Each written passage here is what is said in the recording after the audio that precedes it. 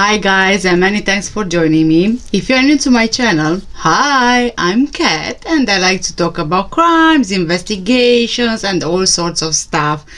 Please don't forget to hit that big red subscribe button below and also make sure you hit the notification bell so you are the first one to know about any new videos I upload.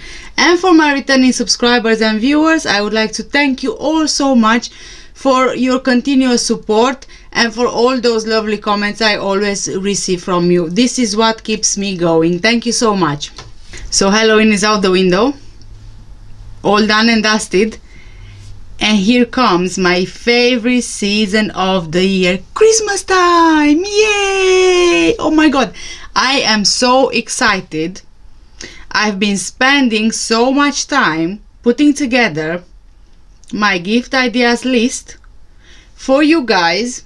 I am an Amazon influencer, and in the description below you will find a link to my list of the favorite stuff I found on Amazon. I am not selling, it's not my shop. However, because I'm an influencer, any sale through my link will earn me a 10% commission. So guys, if you are interested and if you don't want to keep scrolling and scrolling and scrolling on thousands of pages of Amazon, have a look at the link in the description below. Maybe you'll find a gift for your loved one. Okay, today I want to talk to you about the guests at the Ocean Club Resort at the time of Madeleine Mccann's disappearance. But as you all know by now, before we get started, here is the disclaimer. I do not mean to be disrespectful to anyone I talk about in today's video. The video is for educational and entertainment purposes only.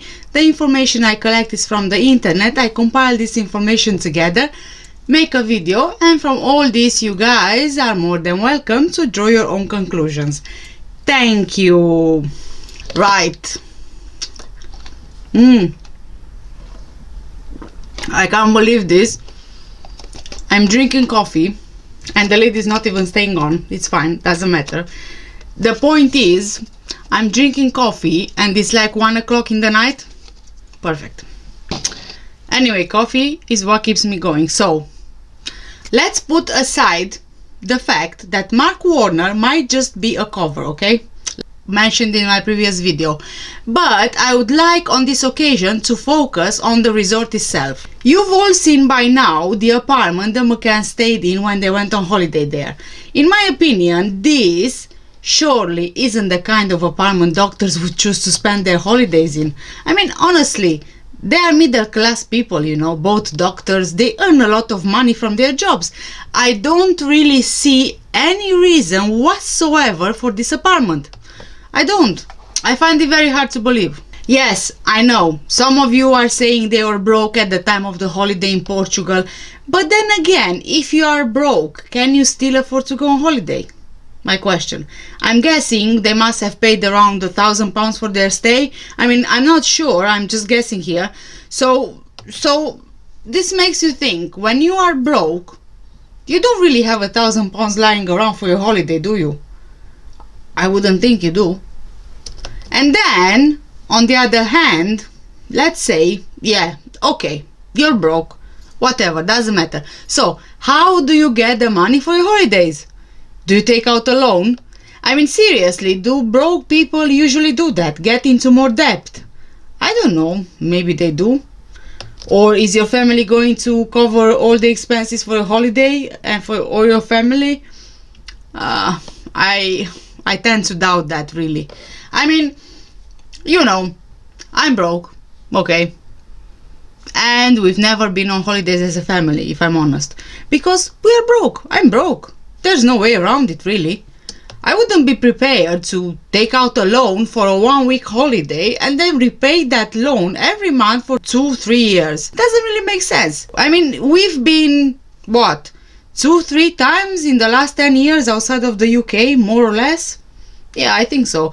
When we went to Romania for a week, but not as a holiday really, I only went because I had documents that I needed done and couldn't sort those out here. So yeah, those were our holidays as a broke family.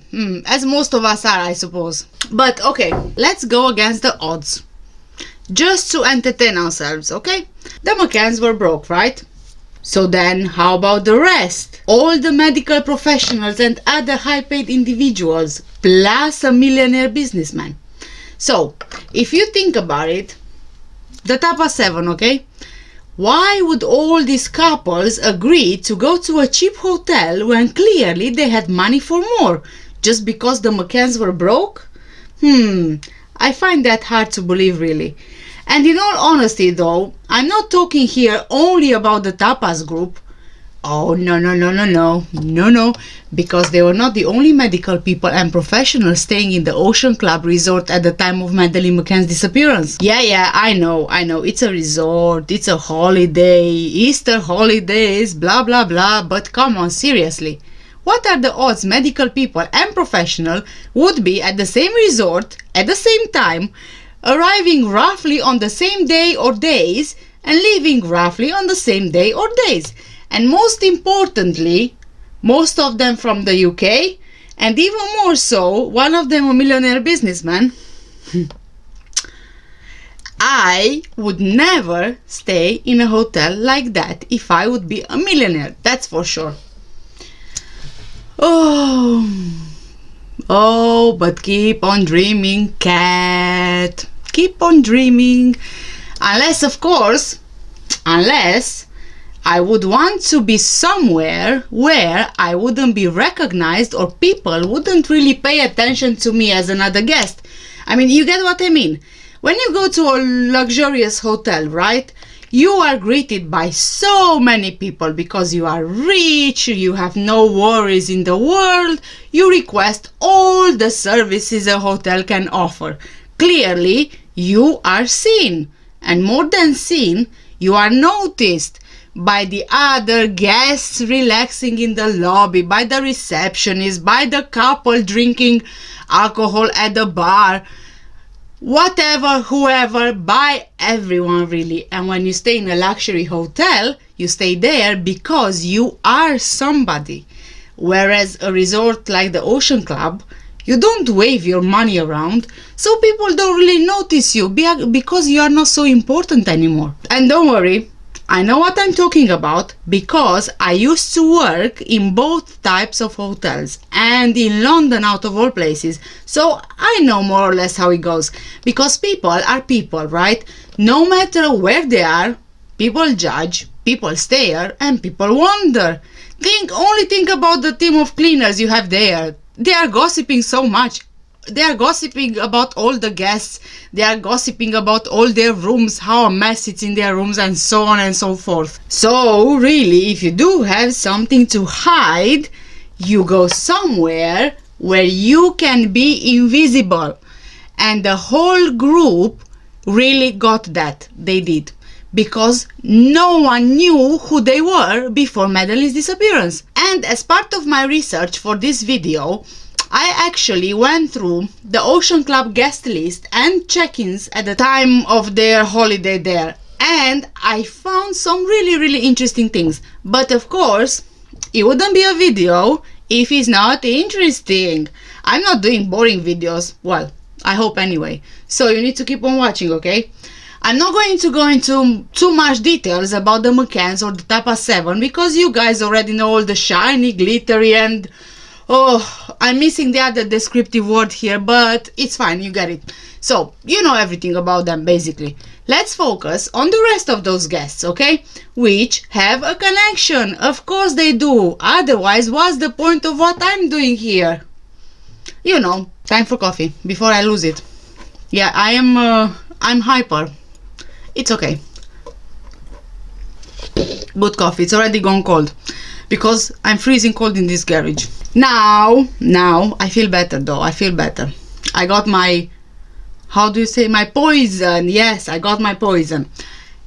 By the way, did you know the Ocean Club has a meeting room for 75 people? Yeah. And what can one do in a room for 75 people? Apart from the naughty stuff, of course. Well, it's a meeting room, a conference room. They have meetings, right? So, do you really think all those medical professionals and other professionals went to the Ocean Club for fun, for a family holiday? But you still don't know who I'm talking about, right?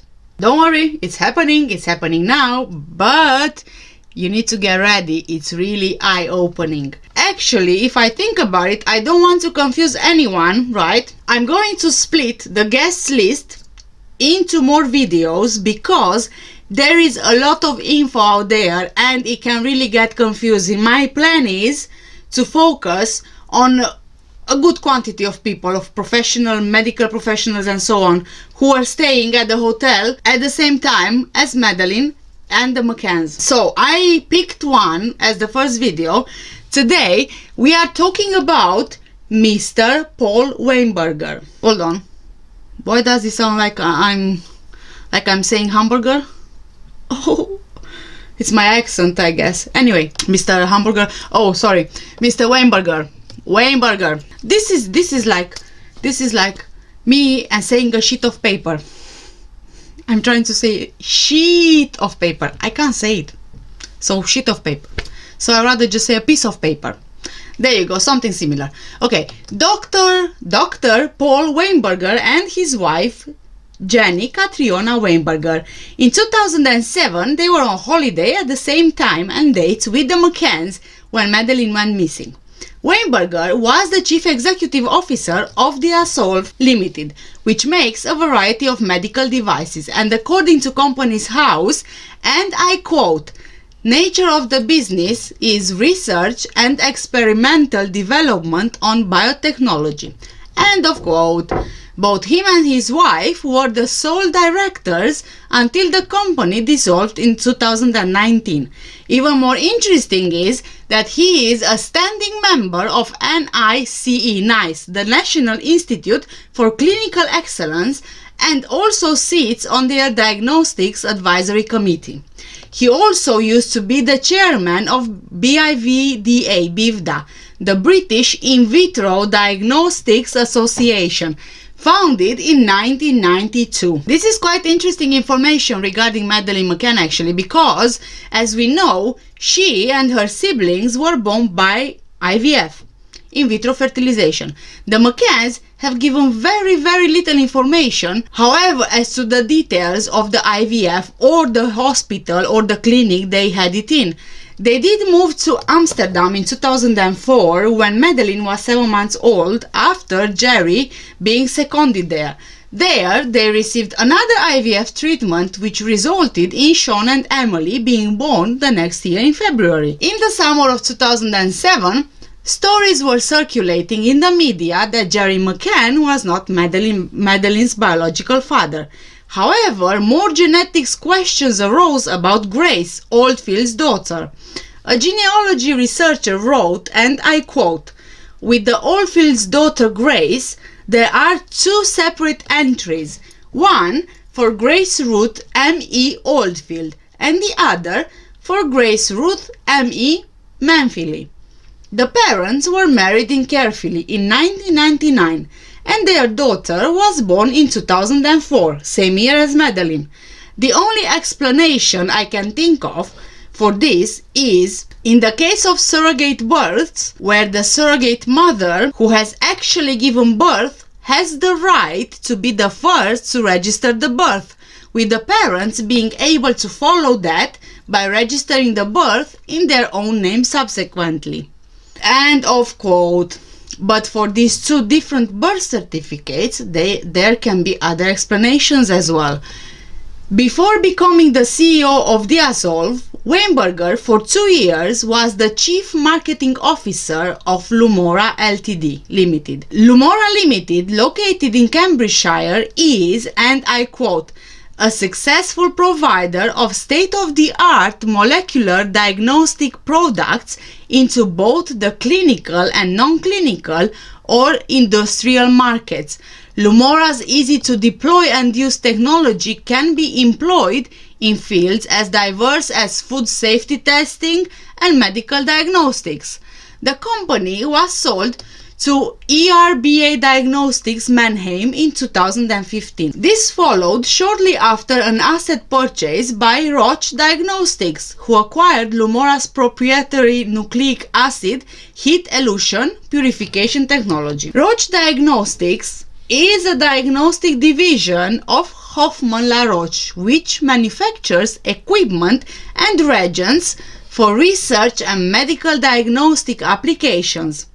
Internally, it is organized into 5 major business areas: Roche Applied Science, Roche Professional Diagnostics, Roche Diabetes Care, Roche Molecular Diagnostics, and Roche Tissue Diagnostics. The main location for Roche Professional Diagnostics is in Rotkreuz, Switzerland. All business areas except Roche Applied Science focus on healthcare applications targeting either physicians, hospital and clinics, or consumers. Applied Science targets research settings in academia and pharmaceutical and biotechnology industries. Whilst being the chief marketing officer of Lumora, Weinberger's role, and pay attention to this, was to promote the company's IVF techniques and diagnostics in partnership with major pharmaceutical company GKN. For 9 years before Lumora, Weinberger was with Roche Diagnostics, the world's largest diagnostics company. Him and his wife appear to have or had a house in Newton Stewart, southern Scotland. Weinberger's line of work was very similar to Jerry McCann's career path. Jerry McCann's research interests are, and I quote, "I am particularly interested in LV remodeling and the use of comprehensive cardiac MRI to better manage patients with known or suspected cardiac disease. In addition, I have run a number of trials using cardiac MRI as endpoint in clinical trials, for example STEMI, and in early phase 2 studies assessing the efficacy of novel interventions in cardiovascular disease in partnership with various pharmaceutical companies." End of quote. The curious thing about the Weinberger couple is that Jenny Weinberger was one of the few people at the Ocean Club the week of Madeleine's disappearance who reported possible suspect abductors. Herself and Mrs. Godwin reported suspicions about a cleaner named Yvonne Albino, allegedly seen outside the McCann's apartment. Dave Edgar, part of the McCann's investigators team, believed she was suspicious, but the PJ checked her out early on in the investigation and found nothing on her. There's mention about Jenny's actions in another report, and I quote, "When Kate asked me to help, I agreed immediately, but the police should have asked 2 years ago. It was only after Kate got in touch that the woman learned 2 other witnesses saw an identical man. I can't believe our 3 sightings weren't linked earlier." End of quote. The phone call from Kate to Jenny was 2 years after Madeleine's disappearance in May 2007. The Channel 4 documentary was shown in May 2009, 2 years after Madeleine's disappearance. Is it by any chance possible that this phone call to Jenny was another PR move from the McCanns? Perhaps they were looking to gain more exposure in the wake of the documentary, similar to what they do when they are due to ask for funding again. You know, they get themselves noticed in the media again by mentioning new leads, new suspects, new witnesses, and so on. And then when the funding is given, they are going quiet. So there are some similarities here. Yeah, and it seems like, because this is always the type of work they are doing, in my opinion. Jenny's so-called sighting was publicized in the media, so I can only see benefits to the exposure of the documentary, if I'm honest, and this is of course simply my opinion. And this begs the question, but this is pretty obvious, I think. Did the Weinbergers and McCanns know each other before Madeleine's disappearance?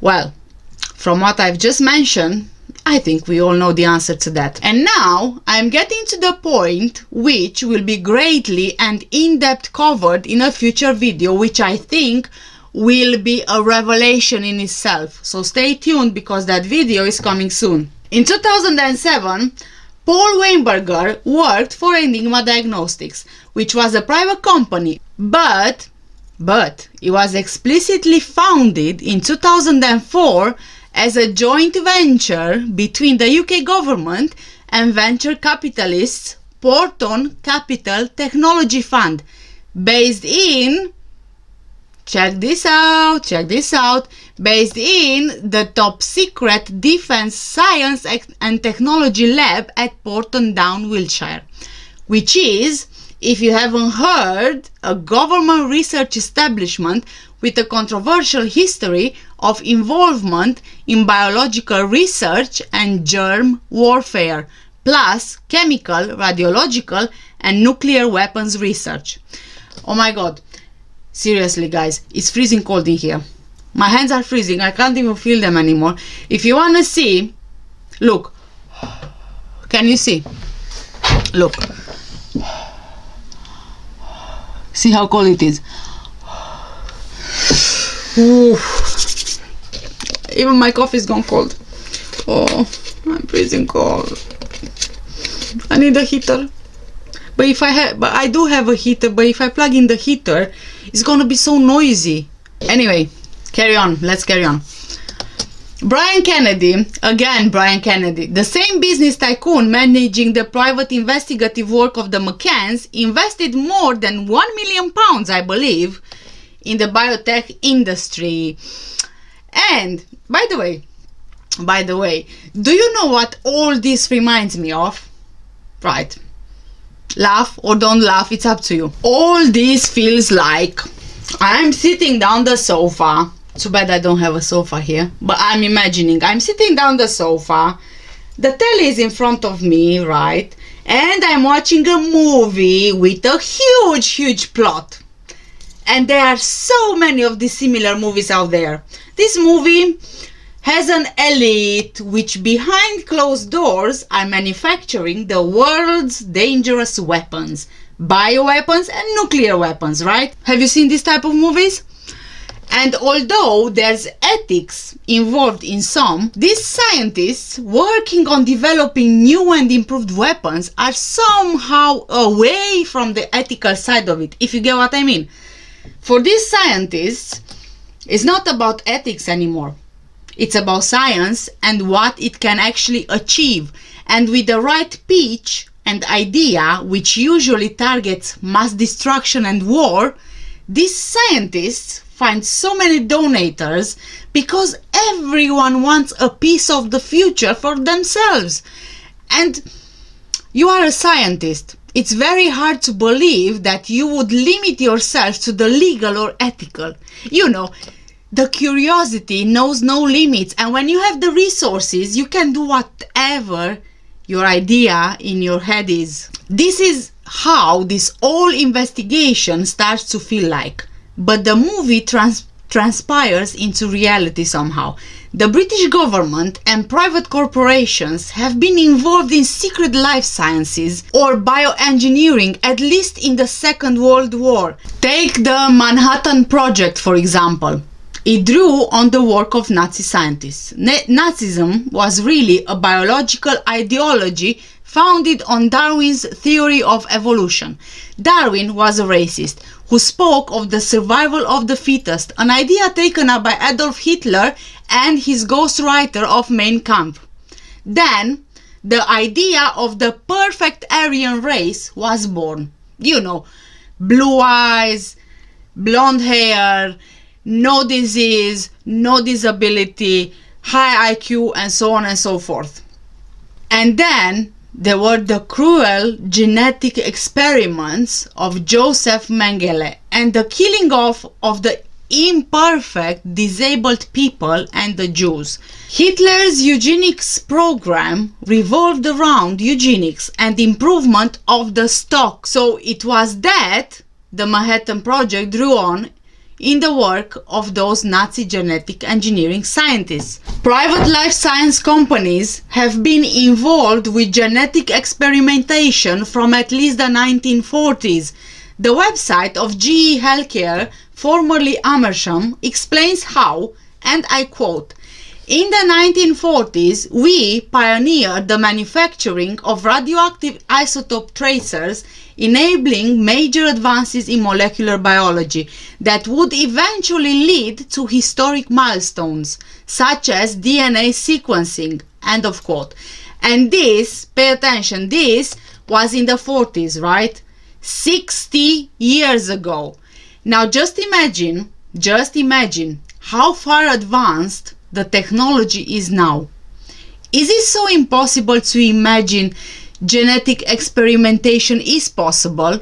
DNA manipulation? In the UK, the Human Genetics Commission was set up in 1999 to provide the government with advice on the legal, ethical, social and economic implications of emerging healthcare technologies. But in 2012, the government decided to bring this advice directly under the Department of Health, renaming it the Emerging Science and Bioethics Advisory Committee, ESBAC. After a meeting on 30th of September 2013, there was concern about the committee's work, and I quote, "Members expressed the view that there had been little feedback to ESBAC from the Department of Health in terms of the committee being asked to address specific questions and whether the committee to date had met the department's expectations." And it also said, and I quote again, "The chair noted that the committee had generated most of its work. A member raised the question of the direction of ESBAC as the landscape had changed since the committee was first established." ESBAC, the committee, is now gone. So what we can understand from this is that this committee, they never clearly communicated everything they were doing with the Department of Health. So they were trying to keep it in control, but it was not so much as monitored. So there were things going about which the Department of Health was not aware of. We can also see a massive expansions of new biotech companies in university life sciences departments. According to the Times Higher Educational Supplement, in 2013-2014, 18 of the top 100 universities in the world for the study of life sciences were located in the UK. Oxford came third, Cambridge fourth, and Imperial College of London 10th. York University opened a £22 million biosciences building in 2003. Newcastle University has the cutting-edge Center for Synthetic Biology and the Bioeconomy, where it develops computational and engineering approaches to the design and construction of novel biological systems, with the help of funding from the government, Shell, the Wellcome Trust, and the US Department of Energy. In their 2009 book, Dead Silence, Bob Cohen and Eric Nadler tell the story of the 2001 anthrax attacks in the US, which were overshadowed by 9/11. The backstory to these attacks leads right to the UK, to Dr. David Kelly. The anthrax used in the US attacks was of a high military grade that could have been processed at very few places across the world, and one of those places being the Ministry of Defense's Chemical and Biological Research base at Porton Down near Salisbury. David Kelly was a bacteriologist by training and specialized in the use of viruses to attack insect pests. Does it sound familiar? Viruses. Oh, there's such a big conspiracy here, even with the current one. I guarantee you 100%, in my opinion. In 1984, David Kelly joined the MOD, the Ministry of Defense, as head of Porton Down, where he led research into ways to enhance the defense of troops in battle against biological warfare. It seems it was at Porton Down that he first met the South African doctor Wouter Bassoon, who was the head of the Project Coast, which was allegedly attempting to develop undetectable biological methods of assassination and race-specific biological weapons for the racial segregation era government of South Africa and at least one other government. And again, race-specific biological weapons again reminds me of another movie I watched. No one really knows the true history of Porton Down. But we do know that they experimented on thousands of British servicemen and that it was involved in the Human Genome Project, at least to the extent that the Medical Research Council used it to store human cell lines for experimentation. But we'll talk more about Porton Down in that special video. What I just said, it's only a tiny bit, a microscopical dot of what else there is to say, really. To better understand why or how Madeleine Mccann disappeared, I think we need to have a look at the following. We have no clue whatsoever of the nature and developments that are taking place in the area of biotechnology since the Second World War. Let's be serious. No one is going to tell us the huge discoveries and advances in science and technology. The Human Genome Project opened up the potential for eugenics and biotechnological agenda that the Nazis could only dream of. Now it's clearer than ever that we can, in my opinion, make the perfect human, the perfect soldier. We can artificially create traits in our not yet born children and so much more you can't even imagine. You know, those science fiction movies have a seed of truth in them. The idea started from somewhere. I suggest next time you watch a science fiction movie, never watch it as you watched it before. Ask yourself what you see in that movie. Is it truly possible? You might be surprised by your own answer. We, as the public, we have no clue what power the scientists and the corporations which controls them have. We have no idea.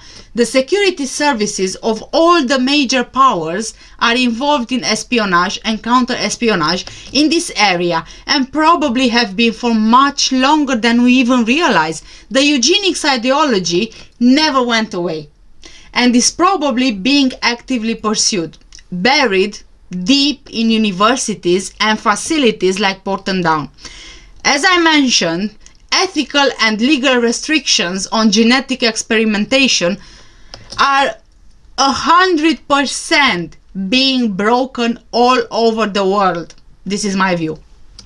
Certain aspects of genetic experimentation, especially around aging and life extension, are of huge interest, and they've always been, to the government, profit-hungry corporations, ambitious scientists, but also to the super rich and celebrity class. And come on, we've been trying to figure out youth and eternal life since forever. Seriously, look at the Egyptians. It's not new news. It's been going on forever. The difference is technology now is so advanced that these things are actually possible. That's what I think.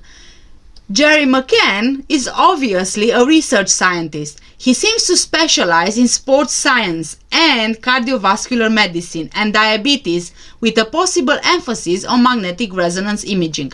He has published several papers on diabetes and the cardiovascular system, including the use of MRI scanning.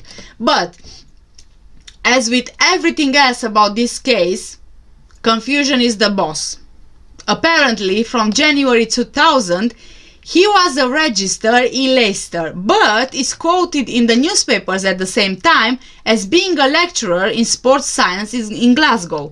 The thing is, our focus is usually mainly on Jerry's career. We don't really pay much attention to Kate, and perhaps this is the purpose, because there's some interesting details in there. In her book, Madeleine, Kate portrays herself as almost drifting into medicine, although as a young person, she wanted to find a cure for leukemia. She said she applied to Dundee only because a friend of a friend was studying there. So, okay, a friend of a friend is studying there, and that's the reason why you apply to Dundee. So it just happens that the university is the 54th on the Times Higher Educational Supplements list of the top 100 world universities for life sciences, and the 8th highest ranking UK university on that list. It's consistently rated as one of the top universities in the UK for medical research. At this university, Kate met Arul Savio Gaspar. She gives the impression that she just floats through her career, but then she moves on to Glasgow and specializes in obstetrics and gynecology, and seems to be on course for her childhood dream of finding a cure for leukemia, when she drifts into oncology. From here, in 1995, she drifts onto the North Island of New Zealand. The North Island of New Zealand just happens to be major center for medical and genetic research. In 2002, this research expertise was consolidated as the Center for Molecular Biodiscovery. It was created by linking 5 high-performing research groups at the University of Auckland in biology, chemistry, engineering, and medicine. Since then, the center has expanded its network to include most of the biomedical expertise in its field from across New Zealand. In 2006, it was renamed the Maurice Wilkins Center. Maurice Wilkins is most famous for his work at King's College London, which won him the Nobel Prize for Medicine with Francis Crick and James Watson. The university at Wellington, in the south of the island, also houses a privately funded world-class medical research facility, the Malagan Institute, which is focused on finding cures for cancer, asthma and allergy, multiple sclerosis and infectious disease, and undertakes research with hospitals throughout New Zealand. It's possible she spent time working in Auckland as a GP, but I find it weird that she chose to be a GP, don't you think?